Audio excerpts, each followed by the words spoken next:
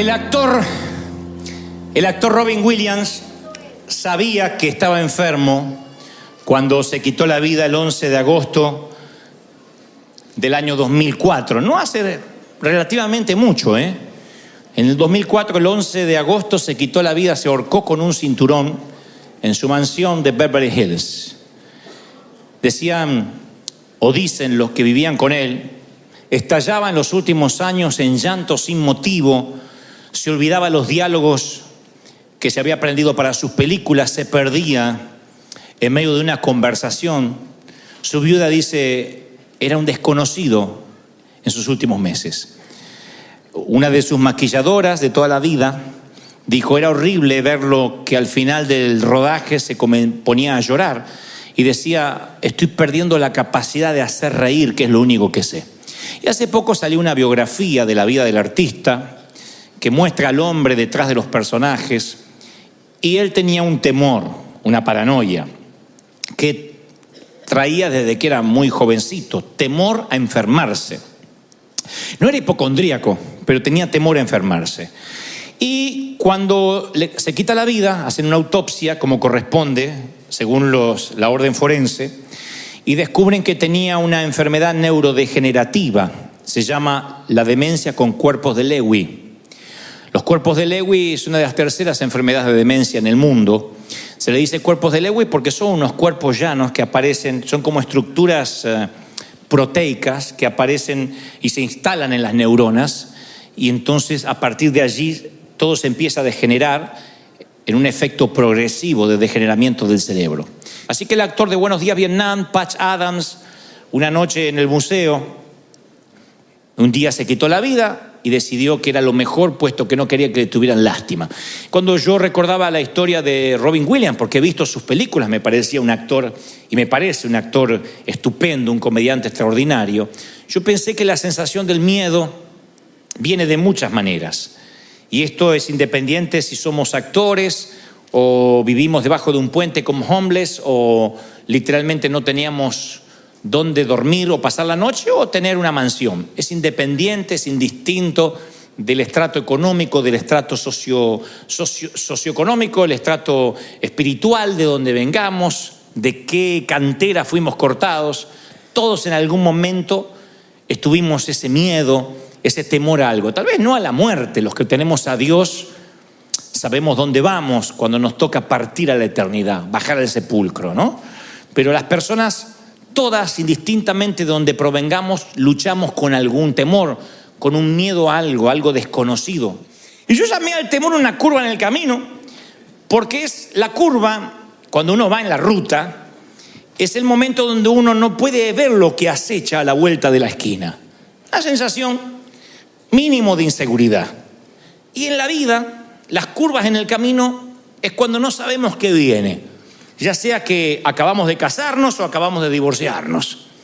Ya sea que salimos del panteón o salimos de la nursery. Siempre hay un momento donde decimos, lo que viene no me compete, no sé, no tengo el resto del plano. Y esa curva en el camino produce, más que ansiedad, el temor. Si vamos a estar a la altura de las circunstancias. Si vamos a poder hacer frente a lo que viene. Y el temor es parte de la trama de la vida. Es imposible vivir sin miedo. El miedo no se lo puede ignorar, hay que enfrentarlo. Pero el miedo es parte de la vida. Y es un instinto básico de supervivencia. Hay un miedo que es saludable. Hay un miedo que no llega a ser tan poco miedo, sino precaución, pero que es primo hermano del miedo, que hace que uno mire a la derecha y a la izquierda antes de cruzar una calle. El miedo hace que uno se coloque el cinturón de seguridad cuando uno sube al automóvil. Es un miedo saludable, es un instinto de supervivencia, que uno trate de atajarse así cuando ve que alguien va a arrojar una piedra, o cuando hay una explosión, que uno intente tratar de protegerse. Pero hay otro miedo que es una fobia, que no resiste análisis, que no resiste el sentido común. Existe un tipo de miedo que es la fobia, que uno no lo puede explicar, y yo no subestimo al que tiene fobia, Cuando digo no lo subestimo, no digo es un espíritu. Yo no puedo decir el que tiene una fobia le agarró un demonio, porque me consta que las fobias comienzan con una pequeña puertecita y después se transforma en un monstruo que navega en las profundidades de nuestro alma y no se ve. Nada más que el que lo siente, lo sufre. Porque una fobia es cuando el temor y la razón no están en contacto. Tienes miedo y no hay razón para tener miedo. Entonces vas y le dices a alguien, ora por mí porque tengo miedo, y la otra te dice, no tengas miedo, no te preocupes, y te da una serie de frases comunes que no llenan tu motor, no llenan tu tanque, no te calman. Sigues teniendo ese temor porque ya está afianzado como una fobia. 1 de cada 10 de los que hoy están aquí en River Arena, 1 de cada 10 sufre de alguna fobia, algo que no puede superar. Fobia a los lugares abiertos, fobia a las multitudes, fobia a los espacios cerrados, no sé, a los elevadores, a andar por la calle, a la migra. Hay gente que tiene fobias a algo. Y después estamos los otros 9 que no tenemos una fobia declarada, pero que sí transitamos por el jardín del terror de la vida, que muchas veces un golpe, un infortunio nos hace temer. El temor, uno apenas le abre una puerta, el temor dice, permiso, mete un pie, y después se te instala, de modo que se transforma en una paranoia. Y preguntas, yo tengo temor, y dice, hay gente que dice, no sé si hay vida después del divorcio, no sé si voy a poder subsistir. Otros dicen, yo no sé si hay vida después de la muerte de un cónyuge, la pérdida del sustento. Yo he tenido mis propios momentos de temor abrumador. La primera vez que me paro ante un gentío, ante una multitud, yo me acuerdo todavía lo que sentía. Imagínense un muchacho introspectivo, lleno de complejos. De pronto hablarle a un gentío yo dije, me voy a orinar acá. Yo tenía terror, no me salían las palabras, no podía mirar a la gente a los ojos. Recuerdo ese temor abrumador. Recuerdo el temor abrumador de salir al hospital con un niño, uno de nuestros niños lleno de sangre, que estaba mirando por una ventana en un altillo, de pronto tropieza, no sabemos con qué, se abrió la cabeza, lleno de sangre, y envolverlo en toallas, subir a un taxi y correr al hospital. Cuando dentro del miedo los protagonistas son nuestros hijos, es peor que miedo, es terror. Estuve ahí cuando lo tenían que coser sin anestesia porque no había tiempo.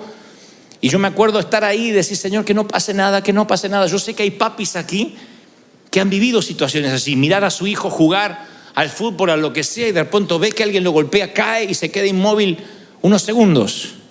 Son esos segundos que literalmente se te corta el aire a ti, porque piensas que tu vida podría cambiar tal como la conoces en un instante.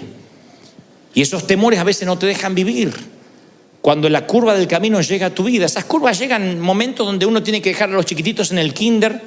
Recuerda cuando fuiste a llevar a tus hijitos al kinder la primera vez y la maestra te dijo, déjelo, va a llorar un poquito, pero después déjelo. Y tu hija está ahogándose de... Tú quieres agarrar a tu hija y decir, me la llevo de acá, maldito, pero no puedes, tienes que dejarla ir. Y después vienen otras curvas del camino, cuando viene un condenado a llevarse a tu hija, uno de 25 años, 26, y dice que ama a tu princesa. Ese día va a llegar también para mí, algún incircunciso ha de llegar. Pero yo ya lo tengo resuelto, ya tendrá sus 48 años y que haga su vida. Que crezca. Hija, ya tienes casi 50, creo que puedes cuidarte sola. Curvas del camino, en que uno dice, no sé qué va a ocurrir del otro lado, pero el temor alguien lo definió como un pequeño chorro de duda, unas goteras de duda que fluyen a través de la mente y luego producen un canal tan grande que todos los pensamientos se escurren por ahí, todos los filtras a través del temor. Y esos temores crecen día a día hasta que nos encontramos paralizados, incapaces de hacer cosas para Dios, incapaces de creerle al Señor, porque el temor te va envolviendo. Dicen los psicólogos que hay 6 tipos de miedos, independientemente de los que no son fóbicos inclusive, pero hay 6 miedos que todos los seres humanos luchamos en algún momento: pobreza, crítica, pérdida del amor, que te amen o dejes de amar, enfermedad, vejez y muerte.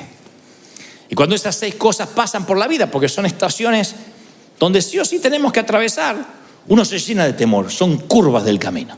Y el Señor me mostraba una historia de temor notable y de cómo el temor puede cambiarte y arruinarte la vida y robarte lo que Dios ya te dio. Hay gente que yo estoy seguro que por el temor se está perdiendo bendiciones, se está perdiendo amor, se está perdiendo a su pareja, se está perdiendo empresas, se está perdiendo ministerios.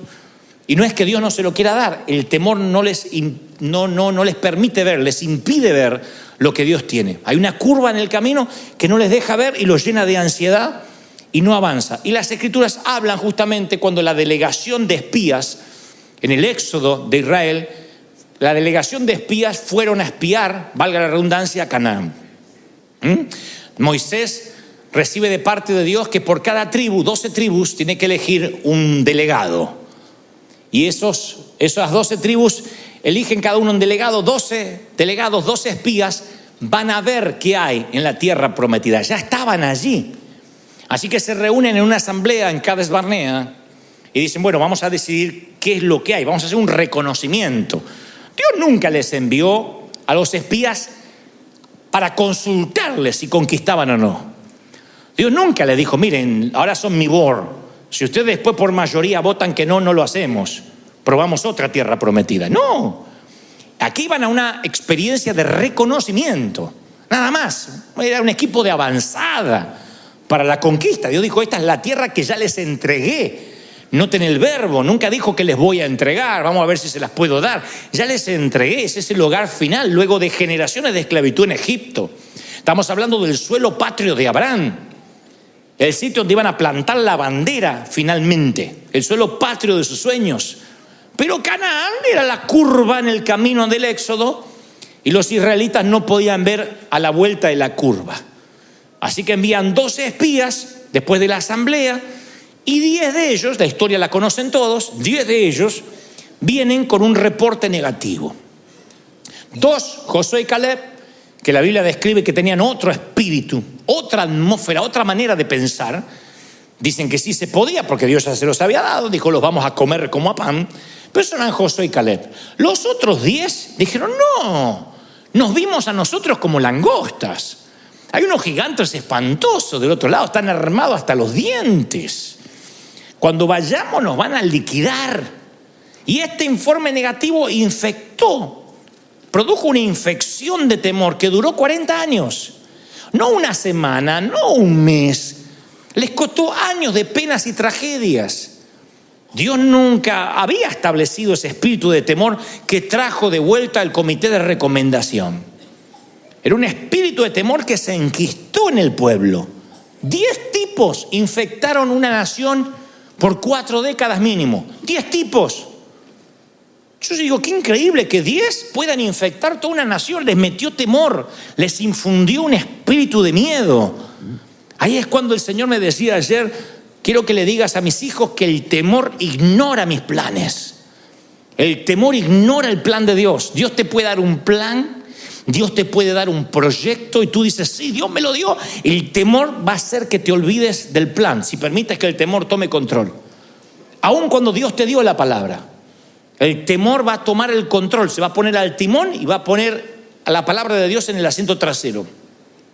Hay mucha gente acá que a mí me consta que tiene capacidad, que Dios está dispuesto a darle recursos, a conectarlos de manera divina con gente que no conoces, que vienen a ti a abrirte las puertas. Todo está listo para que el efecto dominó se produzca y el temor se para la puerta como el matón del barrio y te dice, acá no pasas. Es lo que le pasó a Israel, no pudo atravesar esa última línea. Dice la palabra en Deuteronomio 1:19, y salidos de Horeb anduvimos por aquel grande y terrible desierto, por el camino del monte del Amorreo, y llegamos hasta Cades Barnea. Entonces os dije, habéis llegado al monte del Amorreo, el cual Jehová nuestro Dios nos da. Dios ya te dio. No termina este año sin que te convenza de que Dios ya te bendijo. Dios ya te dio. ¿Lo crees? Mira, Jehová tu Dios te ha entregado la tierra. Sube.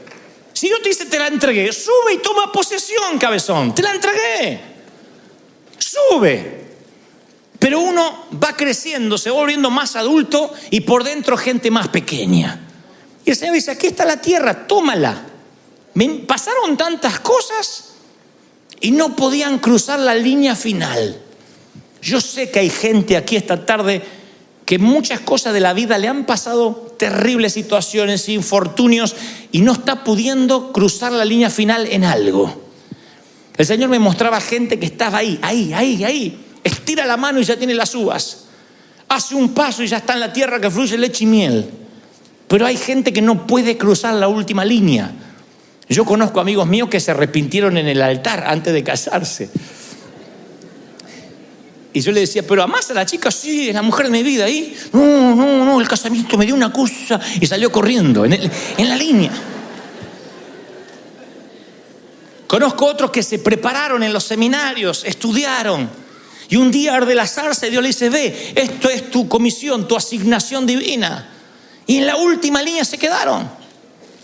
Luego los vuelvo a encontrar y le digo, Dios no te había llamado. No, pero estoy trabajando de esto ahora porque me casé y mantener una casa.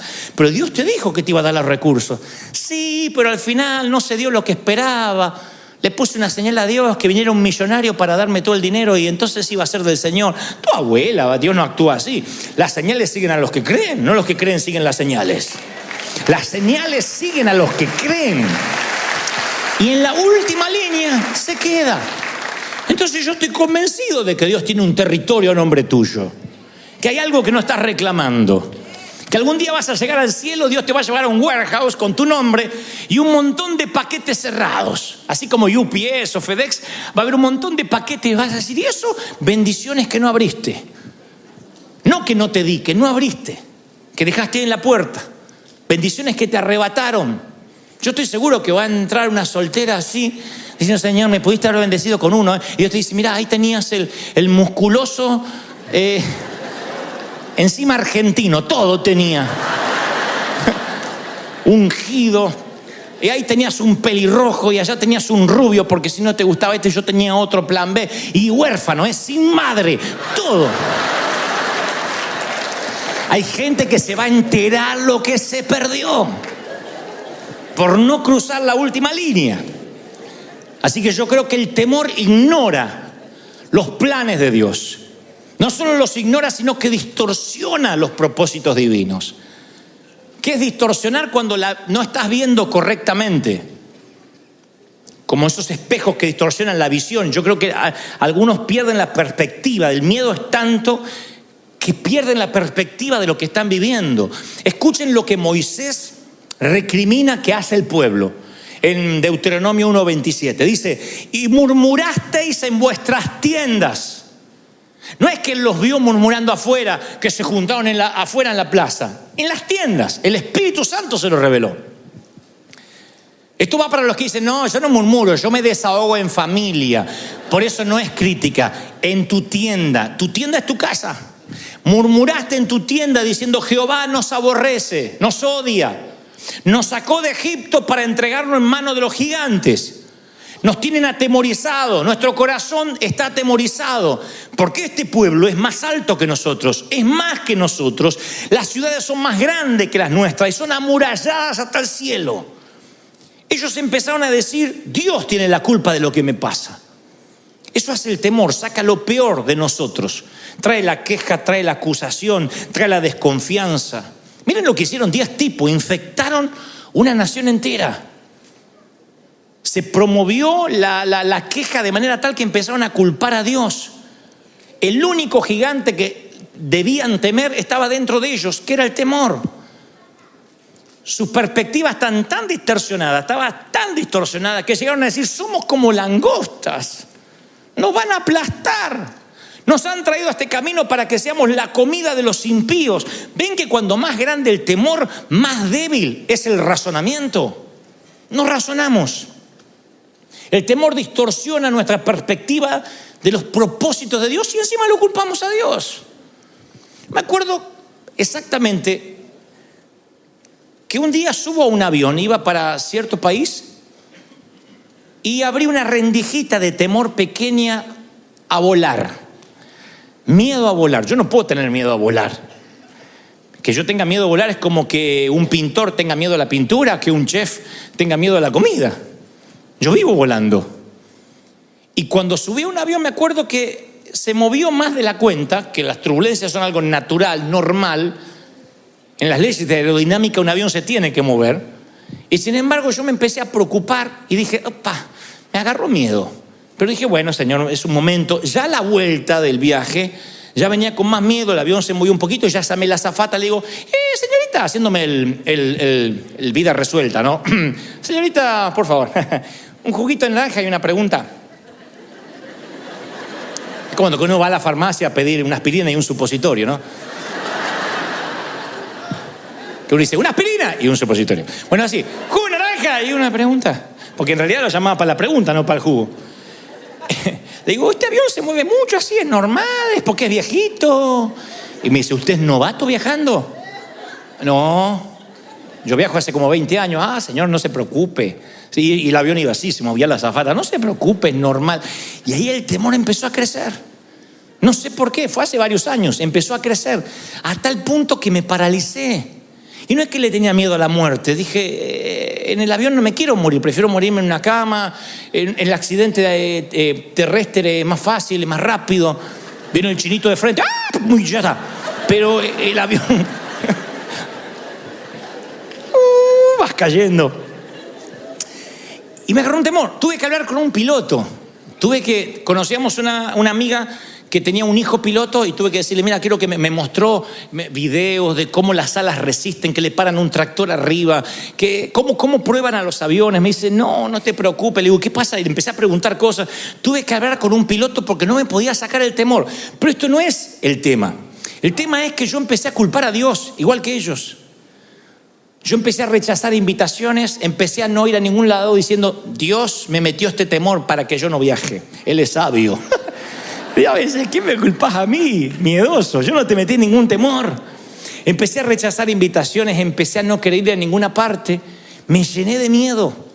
El enemigo dijo, si a este le pongo un temor de volar, no va a producir ningún impacto en ninguna parte. Él sabía cómo inmovilizarme. Estaba así de que me pase lo que la dama que se encerró 12 años en su departamento en Buenos Aires, donde el enemigo te mete un temor. Digan que el Espíritu Santo después, yo dije, Señor, me tienes que liberar de esto. Un día me liberé, hasta el punto que hoy el avión se mueve, la gente reza, se empieza a poner los paracaídas y yo duermo. De verdad, yo duermo y veo que la señora se pone el paracaídas, no se va a tirar.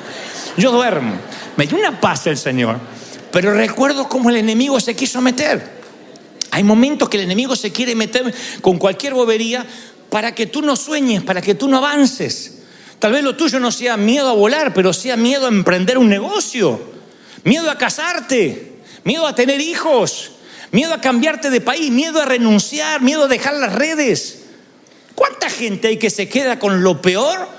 No conoce lo bueno porque dice, no, por lo menos esto es lo que tengo. Y ahí están, amarrados. No crecen, no avanzan, no pueden soñar. Hay gente que dice, ay, si pudiera. Y claro que puedes. Ay, es que si pudiera, es que yo ya no tengo edad. Ya estoy en los 30, te dice. Increíble. Hay gente que envejece cuando decide envejecer. Hay gente que le falta un bastón aunque tenga 25 años. Hay que darle un bastón y orar por su próstata aunque tenga 25 años. Porque uno envejece cuando decide envejecer.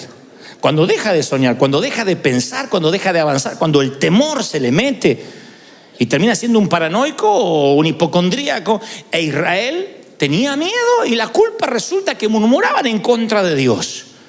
El temor no solo te distorsiona e ignora los propósitos divinos, sino que es contaminante, es tóxico, desalienta a los que te rodean. Yo he visto que el que tiene temor, el temor extiende sus tentáculos. El que tiene temor hace que toda la familia tenga temor. El desaliento, el temor siempre es contagioso, es un principio devastador. Noten que 10 de los 12 hombres que espiaron la tierra prometida infectaron a toda una nación. A veces venimos con un temor que arrastramos desde chicos. Un temor que nuestras mamás, en su afán de cuidarnos, nos metían las semillitas de temor. Hagan memoria. Cuando yo empecé a ser adolescente y empecé a salir, mamá decía, cuídate, mira que ponen drogas en la Coca-Cola, y no te das cuenta y apareces drogado. Así que yo andaba con la lengua como lagartija, no tomaba nada porque decía, te puede meter droga. No, cuídate porque no te das cuenta y ¡brum!, te drogan. Y después, mamá, después me tomo un taxi. No, porque los taxistas están arreglados con una clínica y te desmayan y te sacan los órganos. Hay gente que se despertó en una bañera con hielo sin riñones. Así que yo subí agarrándome los riñones. Digo, lléveme hasta... Te agarra miedo. Y ese miedo empieza a crecer a donde tú dices, no puedo andar. Yo conozco gente de acá, que vive en Estados Unidos, pero que son de México, de Colombia, de El Salvador, de Guatemala, de Argentina. Quizás, no, mi país es muy peligroso, ya no puedo volver. Cuando yo voy de visita, yo no sé, tengo que andar con seguridad.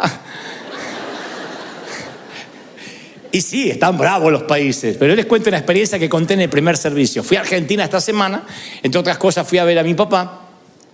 Entonces un amigo me dice, no andes tomándote taxi, que te cobran una fortuna. Yo te pongo un chofer que trabaja para mí. Le digo, no, ese es un tipo que no habla, te va a llevar con una camioneta para todas partes. Le digo, mira que tengo que ir a varios lugares, tengo algunas entrevistas. Sí, él te lleva. Yo lo que no tenía es ganas de bajar del avión de 14 horas de vuelo y ponerme a hablar con alguien. Entonces me dice, no, él es mudo, ciego y sordo, como Shakira. Y así maneja. Y llega el tipo, un grandote, así, un monstruo, él sentado. Bueno.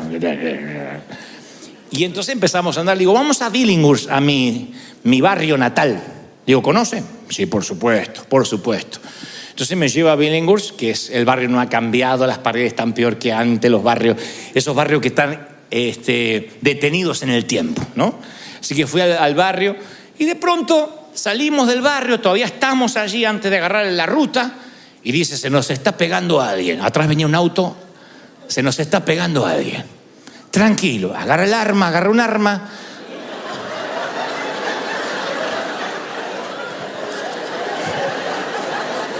Ah, sí, porque yo no nací en Buckingham, de ahí vengo. Entonces agarré el arma y dice, tranquilo, flaco, tranquilo. Ah, parece que lo viene a ver usted. Y el tipo, para la camioneta y se baja y golpea la ventanilla.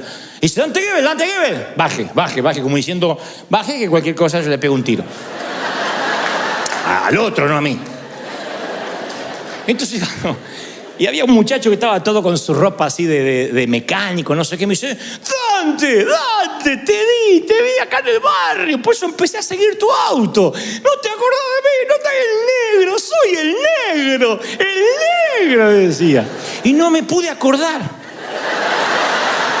No, pero yo me acuerdo. Yo creo que él o soñó que era mi amigo o Dios me hizo olvidar del negro. Yo soy el negro, ¿no te acordás? No me acuerdo. ¿Cómo que no? Yo estaba de novio con la Marisa. ¿Te acordás? La Marisa. La que está el negro. Y como me insistía tanto que habíamos compartido la cuna, entonces... ¿Qué se hace en esos casos? Negro.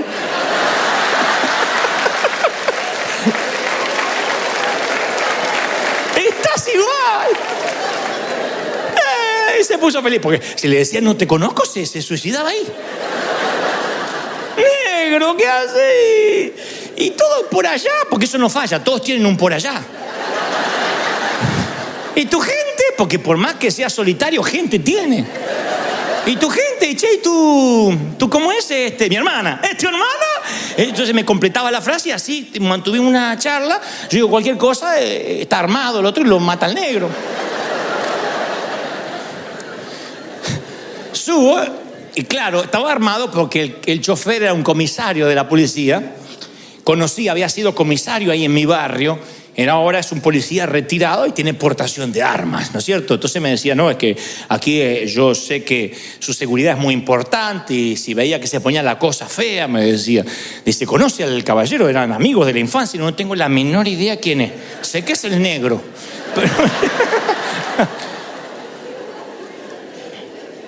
Pero yo pensaba, fíjense cómo la mente te puede llegar a crear una historia. Si este muchacho no era de seguridad y no paraba, cada vez empezábamos a correr diciendo, tuvimos una persecución, alguien nos quería matar. ¿Cómo el temor podía infiltrarse? A lo mejor con una bobería, con algo que era cotidiano.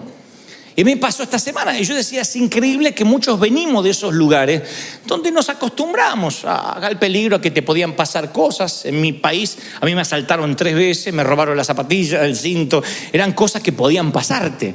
Hoy en día nosotros, el solo pensar que nuestros hijos podrían estar ante el más mínimo peligro, a veces nos transformamos en guardiacárceles. No les dejamos ser libres y lo contaminamos a nuestro hijo. Como mamá me decía, te van a poner drogas, te van a enfermar, te van a quitar los órganos. A veces uno sin querer arrastra en los patrones genéticos esos miedos. Y hay que cortar, porque el temor saludable es aquel que hace que tengas cuidado. El temor saludable te coloca el cinturón de seguridad. La fobia hace que no subas al auto. El temor saludable hace que mires la calle antes de cruzar. La fobia hace que no salgas a la calle. El temor saludable es que tomes tus recaudos antes de emprender un negocio, veas con quién te vas a asociar, de dónde vas a sacar los recursos. La fobia hace que digas, me quedo de empleado porque es lo seguro. La fobia no te deja avanzar, no te deja pensar. Y se infecta, se transmite, es algo desalentador. 40 años arruinados por 10 hombres que tenían miedo. Cuando ellos regresaron, trajeron a un gigante mucho más terrible de los que habían visto. El gigante del temor, que acechó todo el campamento y devoró la fe y el valor de una nación. El temor es transferible, no te olvides de eso. Siempre decimos nosotros que nadie, como dice el apóstol, con ligereza imponga manos. Claro, no es que el que te toca ya te pasó el temor, pero a veces uno está tan abierto, tan sensible. Uno es como tierra mojada, entra la semilla y entra el palo también. Y cuando uno es una tierra mojada que dice, pastor, ore por mí, ese hombre, si a veces es pastor o no es pastor, ora por ti y muchas veces te va a transferir sus temores, sus cosas. Ojalá que te transfiera fe, que te transfiera valor, pero a veces hay cosas negativas. Me acuerdo que estábamos por hacer nuestro primer estadio en el año 96. En el año 91 Dios nos da una palabra y me dice, pastor de los jóvenes te dirán, llenarás los estadios, en una noche Dios te hará conocido, traeré la gente del norte, del sur, del este y del oeste, yo los soplaré, no te preocupes, ni por la gente, ni por los recursos, porque yo soy el que te levanto, muchacho. Yo tenía 23, 24 años, un pibito, chamaco. Y Dios nos da una palabra de fe y en fe vamos al estadio, rentamos el estadio en fe, pagando una pequeña parte, una seña, diciendo que el resto lo vamos a pagar después que se termine el evento. Tuvimos favor con el presidente del club. El presidente del estadio Vélez, llamaba Gámez, me dice, ok, ahí está el estadio, pueden hacerlo. Pero unas semanas antes yo voy a predicar a una pequeña iglesia de provincia, donde hay un pastor que todavía recuerdo, no le diré quién es, por una cuestión de no herir susceptibilidades. Le digo, pastor, ¿no orás por mí porque voy a hacer un estadio? Y él me dice, pero no te conoce nadie. ¿Y los recursos? No tengo nada, pero Dios me dijo. Bueno, me impone las manos y ora. Y dice, Padre, yo te pido que lo bendigas. Si tú lo has mandado, está bien. Si no es tu voluntad, está bien también, Señor, que se dé cuenta que tú no lo mandaste. Pero si tú lo enviaste, Padre, esas oraciones que no se comprometen demasiado, ¿viste? Si te sanás, gloria a Dios. Y si te morís, porque Dios quería que te muriera. Esas oraciones que no se comprometen. Cuando termina de orar, me dice, estás loco. Yo oré, pero estás loco, flaco. Esto es un suicidio. ¿Quién te va a ir a ver? No te conoce nadie. No, yo ni loco. Claro, era el pastor de una iglesia más o menos pequeña, con un montón de temores. Y ahí me di cuenta, sin querer, que me lo había traspasado los miedos. Me fui a dormir con un miedo. Me levanté con un terror. Que dije, vamos a suspender todo, suspendamos, esto no es de Dios. Me olvidé de las palabras proféticas, me olvidé de lo que Dios me dijo, de todo. Un terror de que no iba a poder pagar, que iba a terminar preso, soñaba de que salía al estadio y no había nadie. Y había un compañerito del colegio que decía, ¡ja, ja! Y se reía de mí. Soñé que salía, ¡ay! Me había olvidado de vestirme. Mire, el temor abrió una puerta y todos los pensamientos se filtraron por ahí. Volvimos a orar con el equipo de profetas, unas hermanas que oraban, y dice la hermana, el Señor me muestra que un espíritu de temor se metió en ti. ¿Te hiciste orar por alguien? Sí, un pastor. Dice, bueno, te transfirió el espíritu de temor, te transfirió el espíritu de miedo y hay que cortar ahora. Fíjense lo importante. que uno a veces va por la vida. ¿Puedes creerlo? No, yo lo viví. Y yo sentía que no podía avanzar y dijeron, vamos a cortar, porque te hicieron una oración hechicera. Y yo digo, ¿qué es una oración hechicera? Dice, cuando alguien sin querer te maldice, te ata, te cierra. Esa gente que va a tu casamiento y dice, bueno, que la pasen bien, ¿eh? Estos van a durar lo mismo que un gas. Y se va. Tú sientes la vibra. Vieron que hay gente que es así. Los creyentes solemos ser así. Te estás casando y yo te digo, espera, no te metan los cuernos, vamos a esperar. Me compré un auto. Espero que no te mates con toda tu familia adentro. Así los creyentes escriben en las redes. Decimos, estamos bendiciendo. Espero que esto dure. Espero que esto sea de Dios. Espero que no sean puras emociones. Ven la foto de ustedes llorando. Espero que no sean porque van a ver un comediante. O sea, la gente a veces suelta palabras que si no estás cubierto con la armadura de la fe, no estás cubierto por la sangre de Cristo, esos temores vienen hacia ti y te detienen, te estancan. Gente que está esperando que te vaya mal. Pero la Biblia dice que mayor es el que está con nosotros que los que vienen en contra. Mayor es lo que Dios nos dio. ¿Tú lo crees de verdad? Y resistimos. Entonces cuando quiere venir el temor se va. Y yo hasta el día de hoy me cuido de quien me ora. Y a veces para no ser grosero alguien me dice, déjamonos orar por ti. Yo digo, Señor, me cubro con tu sangre ahora. Y ni lo escucho. Porque yo creo en la transferencia de espíritus. El temor ignora las promesas de Dios. Entonces os dije, Deuteronomio 1:29, no teman, no tengan miedo, Jehová va delante de ustedes, Él pelea por ustedes, conforme lo hizo antes, lo hará ahora. Él está delante, Él está detrás, Él estuvo en la columna de nube y en la columna de fuego, volverá a estar. ¿Tú lo crees? ¡Aleluya! La Biblia nos dice que Él los había llevado, literalmente dice, yo los llevé como un padre a sus hijos, como trae el hombre a su hijo por todo el desierto. Dios los trató como infantes al pueblo de Israel. Los alimentó, los sostuvo, los mimó, los apapachó. Ay, ¿tienen hambre los nenes? Ay, cae maná otra vez. Y caía el maná. Estamos hartos de maná, vengan las codornices. Dios los alimentó, los bendijo. Ahora tenían que pasar el examen. A veces vamos por los desiertos y los desiertos en la vida es para que creemos lazos con nuestro Padre. En los desiertos aprendes a hablar con Él, en los desiertos ganas intimidad. Y Dios quería que lo amaran por lo que Él es, no por lo que les daba. Así que el desierto fue una etapa donde era el tiempo en que ellos tenían que sacarse a Egipto de dentro. Salieron de Egipto en cuestión de horas, pero Egipto de dentro les tardó 40 años y a algunos no se les fue. De hecho, murieron ahí en el desierto. La esclavitud es tan fuerte en algunos, el miedo es tan fuerte que a veces tarda años en que empieces a confiar en las promesas de Dios. Y Dios le dice a Israel, así como yo estuve, yo voy a estar, yo no cambio. Le estaba diciendo, no mires lo que los faros delanteros de tu automóvil te muestran, que son los gigantes. Te doy permiso para que mires por el espejo retrovisor y veas cómo yo estuve, cómo nunca te he fallado, como estuve en el pasado. Tú tienes que mirar hacia atrás y Dios dice, y tienes que decir, si Dios nos trajo hasta aquí, nos va a llevar hasta el futuro. Pero sus ojos estaban congelados por lo que veían adelante y parecía que los gigantes aplastaban todo lo que Dios había hecho. Por eso yo te pregunto esta tarde, ¿de verdad que no hizo nada Dios en tu pasado? De modo que puedas decir cómo estuvo, va a seguir estando. ¿De verdad que todos tenemos la memoria tan frágil que podemos decir, a mí Dios nunca me libró de nada? ¿Cuántos están aquí y dicen, Dios me sacó de situaciones que pensé que no iba a salir? ¿Tienes cosas para contar? ¿Tienes una historia para contar? ¿Sí?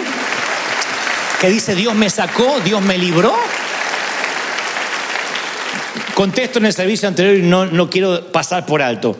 Yo me forjé como un hombre de fe de muy jovencito, pero no porque era un gran hombre de oración, de estar en las montañas con Dios, porque no teníamos recursos, era fe. No teníamos una iglesia para recurrir, empresarios, amigos, no teníamos nada.